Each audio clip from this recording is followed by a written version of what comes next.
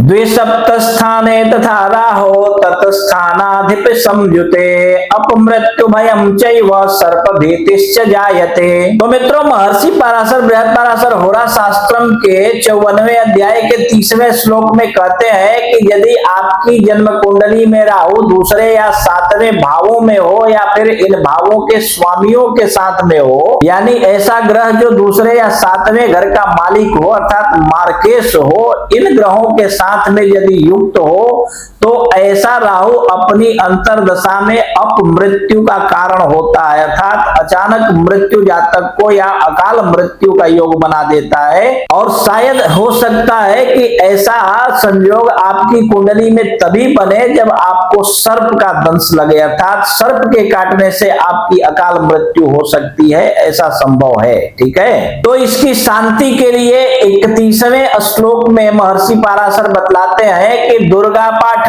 प्रकुर्वीत छागदानम समाचरेत कृष्णाम गाम महिषीम दद्यात् शांतिमाप्नोत्य संशयम। तो मित्रों, महर्षि पराशर यहाँ कहते हैं कि राहु की यदि दशा चल रही हो और आपके ऊपर बहुत सारी दुर्घटनाओं का संयोग बन रहा हो बारी बारी से, तो इस समय में आपके पास अगर सामर्थ्य हो तो किसी कुशल श्रेष्ठ विद्वान ज्योतिषी को अपनी कुंडली दिखा लीजिए और समझ लीजिए। और यदि आपके पास सामर्थ्य ना हो तो आप उस समय में अपने आप भी घर में किसी ब्राह्मण को बुला करके अथवा स्वयं भी दुर्गा सप्तशती का पाठ अवश्य कीजिए। दुर्गा सप्तशती के पाठ करने के वजह से राहु की अशुभ दशा या अशुभ फलों का नाश हो जाता है अर्थात अपनी दशा में राहु आपको अशुभ फल नहीं दे पाता है। ठीक है, और यहाँ पे महर्षि पराशर कहते हैं कि छाग दानम समाचरेत। छाग दान का मतलब ये होता है कि आप भेड़ या फिर बकरा जो होते हैं, बकरियां, किसी को आप खरीद करके छोटा नन्हा बच्चा और किसी पालने वाले को दान कर सकते हैं। ठीक है, मारकर खाने वाले को दान नहीं करना है, जो उसका पालन करे ऐसे व्यक्ति को आपको भेड़ या बकरी के बच्चे खरीद करके दान करने हैं। देखिए, भेड़ और बकरियों को खाने वाले लोग भी होते हैं, तो ऐसे समय में आपको दान करना हो तो भेड़ या बकरी का बच्चा खरीद करके जो पालने वाले होते हैं उनको आपको दान करना है। ठीक है, और इससे भी बड़ी बात कि यदि आपको